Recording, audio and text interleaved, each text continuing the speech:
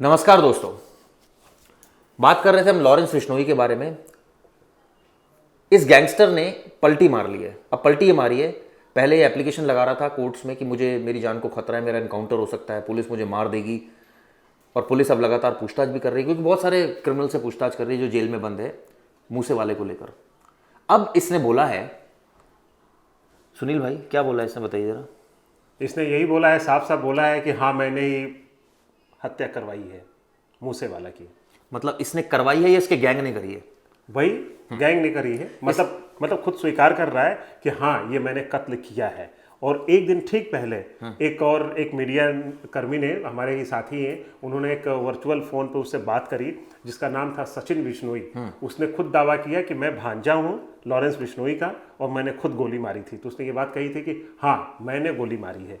तो अब देखिए ये चीज़ें कैसे जुड़ रही हैं। एक दिन पहले वो इस तरह का दावा करता है, वो बंदा फेसबुक पोस्ट भी करता है, और उसके अगले दिन वही जो पुलिस की पूछताछ होती है, लॉरेंस बिश्नोई जो कुछ दिन पहले कह रहा था कि हाँ मैंने नहीं मारा, कुछ इस तरह की बात नहीं है, फिर वो कहता है कि हाँ मैंने मारा है। तो ये सब क्या है, ये मतलब क्या चीज़ है ये बताइए। क्या शगुफा है किसी भी क्रिमिनल का, गैंगस्टर का?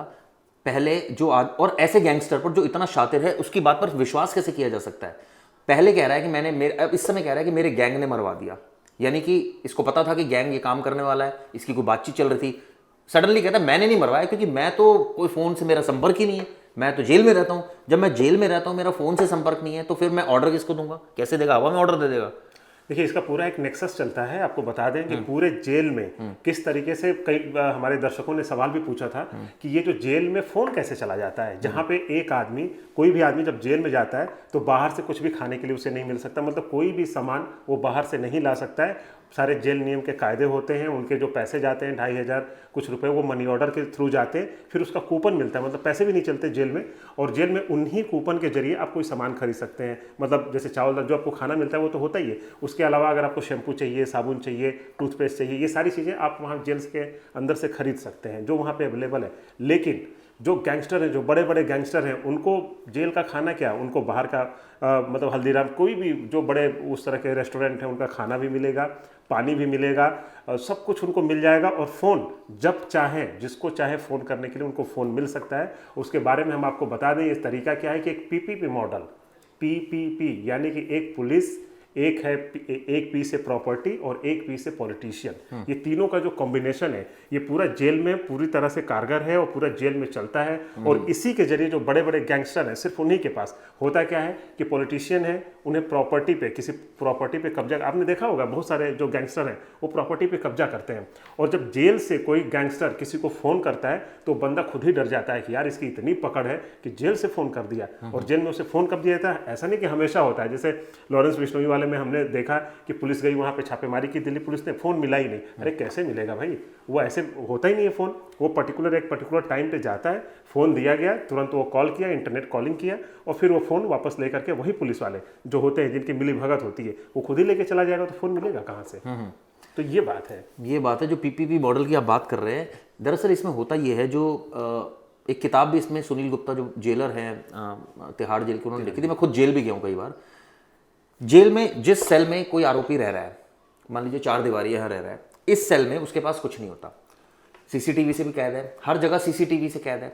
लेकिन कुछ ऐसे एरियाज है जिनको डार्क एरियाज कहते हैं, जहाँ सीसीटीवी नहीं होता, जहाँ पर नेटवर्क जो है मोबाइल का आ रहा होता है, जैमर लगा होता है लेकिन फिर भी नेटवर्क आ रहा होता है। हाँ, उसके पीछे एक लाइन जोड़ देता हूँ मैं कि जो देखिए कोई भी चीज़ होता है तो इसका एक ग्रे एरिया होता है। मान लें कि इसका एक मोबाइल का, जैसे आप देखते हैं ना कि वोडाफोन, किसी भी कंपनी का आपके पास फ़ोन है तो एक पर्टिकुलर एरिया तक पूरा नेटवर्क आता है, लेकिन एक जगह जाने पे वहाँ पे जीरो नेटवर्क हो जाता है, ये आपने देखा होगा।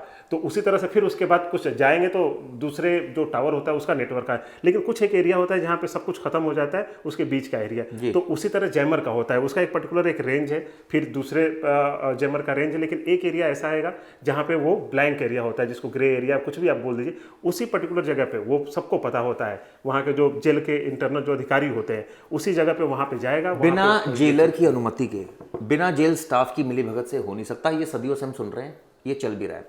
ग्रे एरिया की बात हो रही है, मोबाइल आपको रैप करते हैं पेपर के अंदर, रबड़ बांधे 10-12, बाहर से फेंका, तिहाड़ जेल के अंदर गया। ये कई बार केसेस आ चुका है, मोबाइल मिल जाता है, पता होता है कैदी इस समय इस वक्त वहां पर अवेलेबल होगा, या कैदी को बता दिया जाता है मुलाकात के दौरान कि मैं ऐसे ऐसे करूंगा, या कोड वर्ड में बात होती है। ठीक है जी।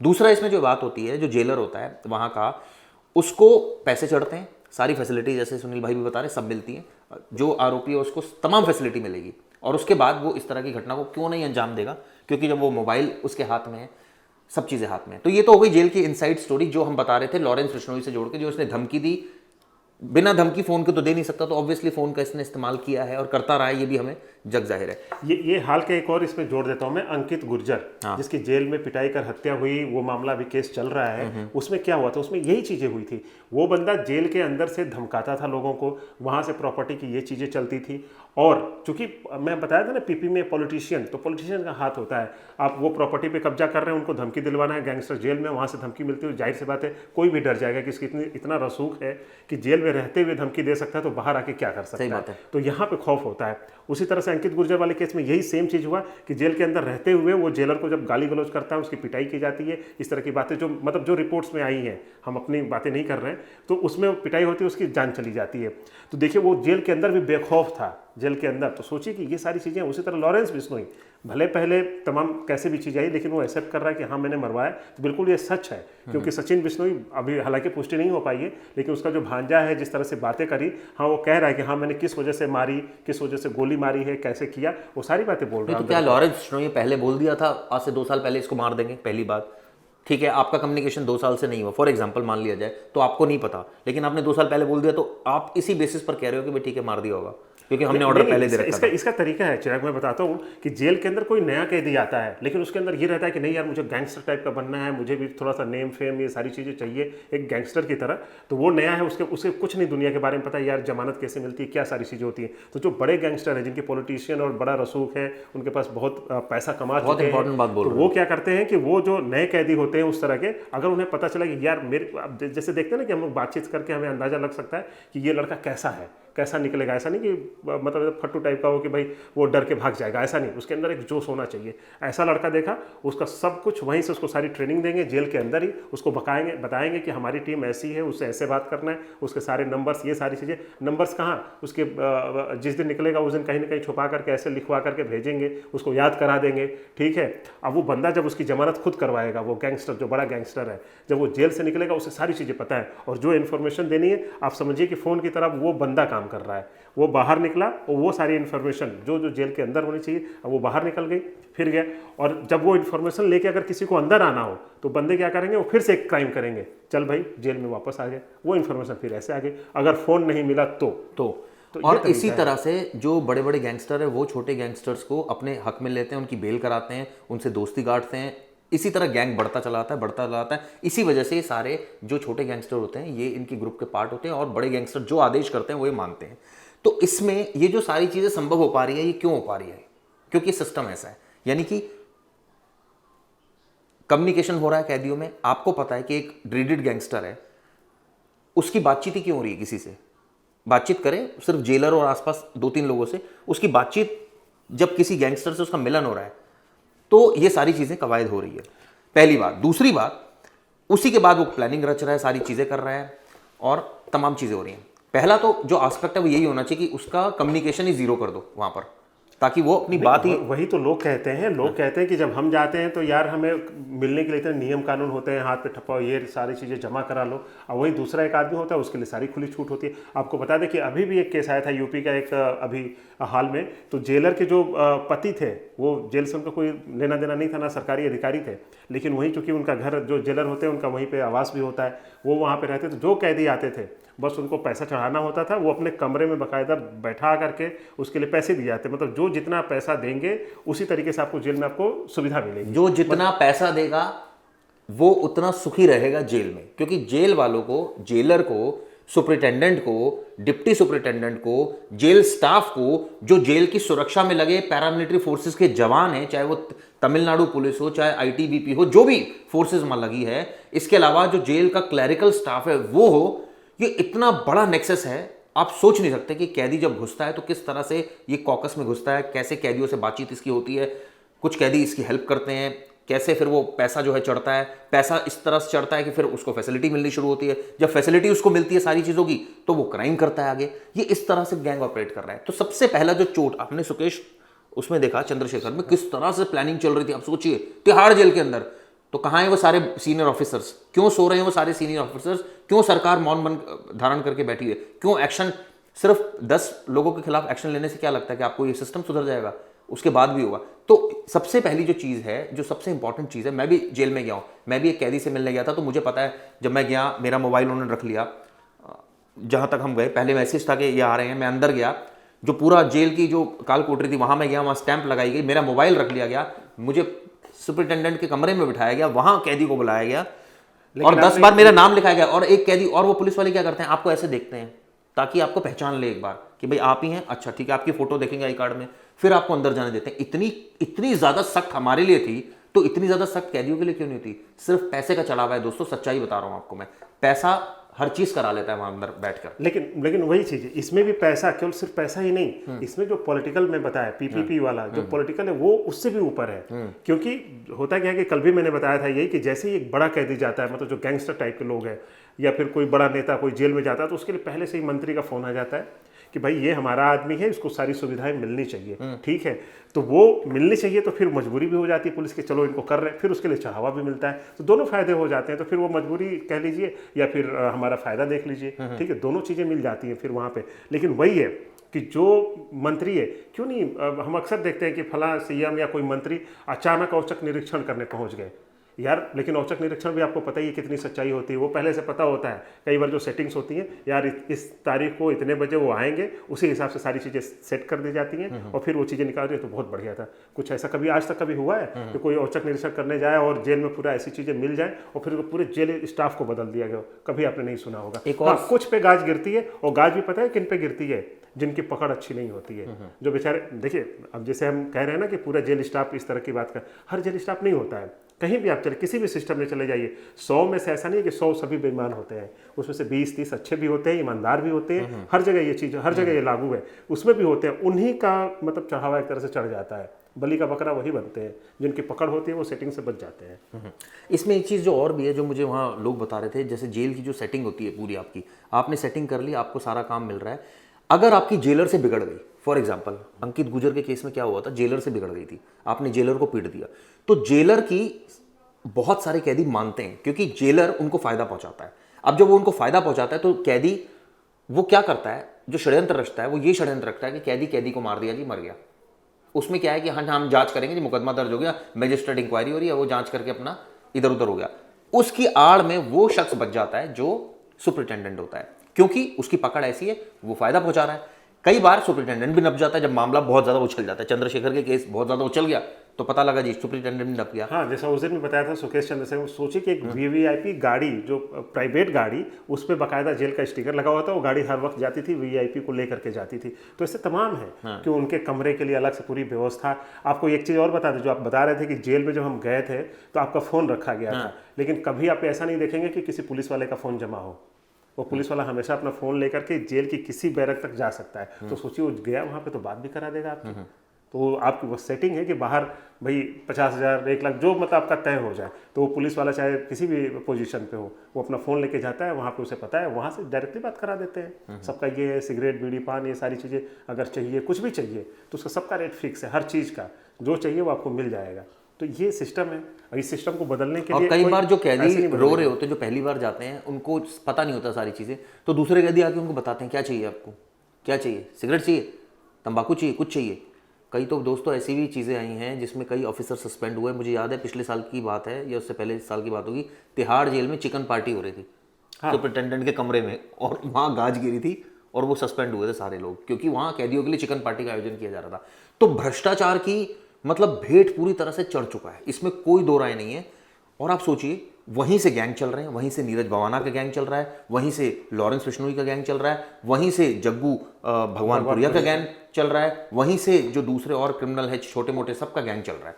समझ नहीं आता, पुलिस ने जब जमा करा दिया आरोपी को, अरेस्ट हो गए, सब अंदर चल रहे हैं, तो इतना बड़ा जो नेक्सस चल रहा है, कॉकस चल रहा है, वो इस तरह से चल रहा है जो आज हम आपको बता रहे थे। किस तरह से जेल में एक कैदी धमकी दे रहा है, उसके पीछे की कहानी क्या है, कहानी ये है पूरी उसके पीछे की, अगर वो धमकी दे रहा है तो अंदर सेटिंग बना के रखनी। अब सवाल दूसरा उठता है कि ऐसी सिचुएशन में क्या वाकई लॉरेंस बिश्नोई, सुनील भाई, इतना बड़ा कैदी है या इतना बड़ा गैंगस्टर है कि, या मीडिया ने इतना बना दिया इसको? देखिए इसमें सबकी भूमिका है अपनी अपनी। वो वाकई वो डेयरिंग है इस सेंस में, वो किसी के आगे कभी झुकता नहीं है, जो होता है वो तुरंत मतलब कह के लेता है एक तरीके से। वो सोशल मीडिया पे अपील, मतलब कोई किसी को गोली मारी, हत्या किया, कौन ऐसा कह दिया कि जो कबूल करता है फेसबुक पे इस तरह मुझे की एक चीज़ बातें बताइए, इसने मैंने एक वो देखी थी इसकी जो इसने सलमान खान को धमकाया था, क्या मुकदमा दर्ज होता है इस पर कोई ऐसा? जो धमकी दी थी, हाँ उसमें 2018 की बात है, तो 2018 में इस तरह की जब बात आई तो बहुत सारे उसमें ये भी दावा किया कि भाई वो रेकी कराई थी, ये सारी चीज़ें करी थी। ठीक है, इसमें जिन पुलिस ऑफिसर की वो कस्टडी में उस समय था, कोई भी कैदी, दोस्तों मैंने 1000 बार ऐसे आरोपियों को कवर किया, अगर पुलिस चाहे ना, पुलिस ना चाहे, हिम्मत नहीं होती कैदी की मुंह से कुछ बोल दे। मैंने हजारों ऐसे कैदी देखे हैं कि मैं पूछता रह गया कि आप बोलो कुछ, क्या बोलना है आपको, आप सच बोलो, जो सच है वो बोलो। कैदी नहीं बोलता, क्योंकि पुलिस का उसको इतना बड़ा डंडा होता है ना कि अगर तूने बोल दिया तो मैं तेरा डंडा जो है ना वो कर दूंगा। इस केस में कैदी बोल रहा है, यानी कि लॉरेंस बिश्नोई उस समय बोल रहा था सलमान खान को लेकर, तो इसमें पुलिस की मिली भगत है नहीं है? देखिए बिल्कुल मिली भगत है। और हिम्मत है किसी कैदी की ऐसे बोलना? वही मैं बता रहा हूँ, उसको हिम्मत कहाँ से आई। सेम यही केस में बताना चाहता हूँ अंकित गुर्जर वाले में, उसके अंदर हिम्मत कैसे आई कि वो जेलर पे हाथ उठा दे। बताइए। ठीक है, वो हिम्मत आती कहाँ से है? ये हिम्मत तभी आती है जब उसके ऊपर बड़े पॉलिटिशियन का हाथ होता है, क्योंकि वो लोग फायदा उठाते हैं। पॉलिटिशियन में अधिकारी भी हैं, बहुत सारे ऐसे अधिकारी हैं कि जो अपने काम निकालने के लिए, जैसे मान लीजिए किसी ने कोई प्रॉपर्टी पे, वही आता हूँ मैं फार्मूले पे, प्रॉपर्टी पे कब्जा किया, इस पर मैं एक और एग्जांपल आपको दूंगा, धमकी दिलाने के लिए, तो इसीलिए उसको जो पुलिस वाले हैं उनको पता है कि ये कितना बड़ा है, अगर हम इसको ज्यादा दबाव डालेंगे तो मेरा ही नुकसान हो सकता है। भाई उन्हें भी एक डर है। बिल्कुल ठीक बोला। एक मैं आपको एग्जांपल देता हूँ, सुशील पहलवान का आपने नाम सुना होगा। मैं उस डीसीपी का नाम नहीं लूंगा, दिल्ली के एक डीसीपी थे, मैं वहाँ उनके पास गया तो सुशील पहलवान वहाँ मिलने आया था और वो अक्सर आता था मिलने। तो बीच में पता लगा कब्जा ये कर रहे थे काफ़ी प्रॉपर्टीज़ पर, और उसके बाद तो मामला भी आया, फिर मुकदमा दर्ज हो गया, मर्डर केस में बंद हो गया। ये जो सुशील कुमार था, ये क्या करता था, अपना स्टारडम इसके पास था और उसका बड़ा नाजायज फायदा उठाता था। किसी भी एसपी को फोन कर दीजिए, मैं सुशील कुमार बोल रहा हूँ, रेसलर, आप ऑब्वियसली ओलंपियन है, कोई अगर फोन करेगा तो वो उसको रिगार्ड मिलेगा कि मैं आपके पास आ रहा हूँ जी, चाय पीने कब, चला गया, बैठे जी, मेरा एक काम है, ऐसे ऐसे ऐसे ऐसे। कई सारे जो ऑफिसर्स होते हैं ऑब्वियसली वो भी चाहते हैं, ब्यूरोक्रेट भी चाहता है कि सेटिंग बना के रखूं, सरकार से भी सबसे सेटिंग बना के रखूं, क्योंकि मुझे बाहर भी पोस्टिंग करनी है, रिगार्ड देना भी होता है। दोनों ही कह लो, देश के लिए मेडल ला रहा है तो सम्मान में भी हम उसकी बात मान लेते हैं, सम्मान में, लेकिन आप सही काम कीजिए। अब क्या है कि कई बार उसकी आड़ में गलत काम, जैसे एक प्रॉपर्टी पर कब्जा हुआ है तो बोल दिया कि ये मेरे जानकार है, अच्छा आपके सुशील भाई, ठीक है मैं बोल देंगे, वहां पुलिस से डंडा करा दिया, प्रॉपर्टी खाली हो गई, इसने कब्जा ली और इसने बड़ी मोटी रकम उससे ले ली, यानी इसका फायदा हो गया। ये किस तरह से अपने इसने लिंक का इस्तेमाल किया। इसके बाद धीरे धीरे जब इसने देखा कि कई सारे एसपी वगैरह एसएसपी इसके दोस्त हो गए, ये जाता था उनके पास, बैठता था, चाय पीता था, और कई तो ऐसे भी जो बहुत आगे इसके रिलेशन डेवलप हो गए। इसकी आड़ में इसने सब करना शुरू किया। और ये केस जो था पर्टिकुलर, अगर सुशील वाला देखे तो ये तो पर्टिकुलर एक ईगो क्लैश केस था, इसमें इस किया। लेकिन मैं आपको बता रहा हूँ किस तरह से इनका कॉकस चलता है। आप सोचिए, ब्यूरोक्रेट को आपने इतना उसको गिफ्ट दे दिया या इतना उसको लाइजन कर दिया कि वो इतना खुश हो गया आपसे कि आपकी सारी बात मानने के लिए तैयार है। हाँ, उसमें अच्छा बुरा जो भी हो मानने के लिए तैयार है। मानने के लिए यही चीजें हैं कि आजकल ओबलाइज आप देखते हैं कि एक जैसे ही अधिकारी कोई आता है, कोई एक फूलों का गुलदस्ता लेकर के, फिर ऐसा लेकर के कोई बड़े बड़े गिफ्ट, और खासतौर पे दिवाली के टाइम पे आप देखिए जो बड़े बड़े, आप दिवाली के टाइम पर किसी भी आईपीएस ऑफिसर के कमरे में चले जाइए, किसी भी बड़े अधिकारी आप चले जाइए, देखिएगा आपको लाइन लग जाती है। तो क्या होता है, वो जिसका जितना फायदा वो उसी तरह का गिफ्ट देता है, उसी से उस तरह के रिलेशन होते हैं। हाँ, इसमें हर अधिकारी नहीं शामिल है, बहुत सारे अधिकारी हैं जो सीधे मना कर देते हैं, मतलब ऐसा नहीं कि 100%, लेकिन वही है कि हर चीज़ में वही 100-20-80 रेशियो ये सब चलता रहता है। लेकिन कुल मिला करके अब यही चीज़ें होती है कि एक बड़ा जो गैंगस्टर है या फिर कोई बदमाश है या फिर किसी तरह का फायदा उठाने वाला है, एक बड़े अधिकारी के साथ जाके फोटो खिंचा लेता है, ऐसे उसे फेसबुक पे डाल देता है। ये आपने पर्सनल बहुत ज़्यादा देखा होगा कि अभी भी कई सारे क्रिमिनल हैं तो फलाने मंत्री के साथ, इनके साथ उनकी फोटो, वो गए किसी कार्य में फोटो खिंचवाए, देखो जी हम तो मंत्री के साथ हैं, हम तो ये फलाने अधिकारी मेरे हाथ पे कंधे या पे हाथ रखे हुए। किसी भी ऑफिसर के पास गए, अरे आपके वो डीजीपी जानते हैं, हम तो देखिए मैं गया था पिछली बार मिलने, फोटो दिखा दी, वो और डर गया, अच्छा मेरे बॉस को जानता है भाई। हाँ, तो ठीक है, वो सोचते हैं कि कौन फोन करे कि भाई डीजीपी साहब आप इसको जानते हैं कि नहीं, वो सोचता है अरे यार उसके साथ तो फोटो इसकी फेसबुक पे डालता रहता है, ये तो फिर उसका काम कर देते हैं, उसके गलत सही हर तरह के काम इसी का लोग फायदा उठा रहे। तो इसी तरह की चीजों को बदलने की जरूरत है, एक मतलब फेयर चीजें लाइए। ये तो मैंने आपको एक पर्टिकुलर गैंगस्टर, एक पहलवान की कहानी बताई जो इस तरह से कर रहा है, यही लॉरेंस बिश्नोई की कहानी है। यही हमने जेल की कहानी बताई, जो जेल के अंदर ही किस तरह से कॉकस चल रहा है पूरा, किस तरह से फोन की एंट्री हो रही, किस तरह से एक अपराधी को दूसरा अपराधी सेटिंग कर रहा है और उसको अपने गैंग में शामिल कर रहा है, और किस तरह से जेल का स्टाफ इन्वॉल्व है। जेल का स्टाफ इतनी बुरी तरह से इन्वॉल्व है कि पैसे के आगे सब कुछ भूल चुके हैं, मैं ये कहूँगा। अब आ जाते हैं, थोड़ा सा शिफ्ट कर लेते हैं आगे आकर। हम कल कर रहे थे पुलिस पर बात, और पुलिस का हमने बताया किस तरह से एकदम बिल्कुल इस मामले में कि बिल्कुल एनकाउंटर का उनको ऑर्डर नहीं होता, बड़े परेशान रहते हैं, ये है वो है। लेकिन इसका एक नेगेटिव साइड भी है। हमने पुलिस की कल तारीफ तो खूब करी, लेकिन ऑब्वियसली दोस्तों पुलिस से लोग परेशान भी बहुत होते हैं। ये गैंगस्टर जो है कहीं ना कहीं पुलिस की ढील भी होती है, जिसकी वजह से ये पनपते हैं। ये किस तरह से? नहीं, बिल्कुल ये तो सही बात है कि पुलिस क्योंकि पुलिस को भी तो काम 4-5 काम कराने होते हैं, कई सारी चीज़ें होती हैं, और पुलिस को दोनों चीज़ें हैं। देखिए, गैंगस्टर को अगर हम सपोर्ट कर दिए, मान लीजिए मैं पुलिस अधिकारी हूँ, अगर मैंने सपोर्ट कर दिया तो मेरे 2 फायदे होंगे। एक मिनट, इसमें मैं एक चीज़ और ऐड करूंगा। सपोर्ट क्यों करेंगे? उनको पता है मार तो सकते नहीं इसको। अब मार नहीं सकते तो क्या करें इसका? बिल्कुल भाई मार नहीं सकते तो भाई ठीक है, अब दोस्ती कर लेते हैं। दोस्ती नहीं कहूंगा मैं इसको दोस्ती नहीं कहूंगा, लेकिन ठीक है, रिलेशन खराब क्यों करें? एक दिमाग में आता है कि क्यों करें भाई, हमारा क्या पर्सनल इंटरेस्ट है? जब हमें सरकार ने ऑर्डर दे रखा कुछ नहीं करना तो छोड़ो, या रिलेशन नहीं बनाते तो कम से कम कई। देखिए, वही कई जगह ऐसा होता है कि एक गैंगस्टर को आपने मारा और 5 से दोस्ती कर ली, तो दिखाने के लिए तो एक हो गया, और 5 से दोस्ती कर ली, हमें फिर उतना फायदा उसका मिल गया। फिर अगर कभी दबाव बढ़ा कि यार ये तो बड़ी मिली भगत चलती है, फिर हमने एक को ठोक दिया। ठीक है, मैं आपको आज एक आखिरी में एक चीज़ बताना चाहूँगा। एक पुलिस ऑफिसर जो आपको बता दें कि दरोगा था, उसे इंस्पेक्टर बनना था। प्रमोशन पाने के लिए उसने, पता है, एनकाउंटर करने के लिए, एनकाउंटर जिसकी बात करेंगे, एनकाउंटर करना चाहिए, मतलब जिसका आमतौर पे चर्चा चल रही है एनकाउंटर होना नहीं होना, मैं बता रहा हूँ कैसे मिसयूज करते हैं। एक उसे एनकाउंटर प्रमोशन के लिए एक भिखारी को, जो बेचारा सड़क किनारे कहीं मिला था, उसको ले आया और उसको 15-20 दिन तक खूब खाना पीना खिलाया।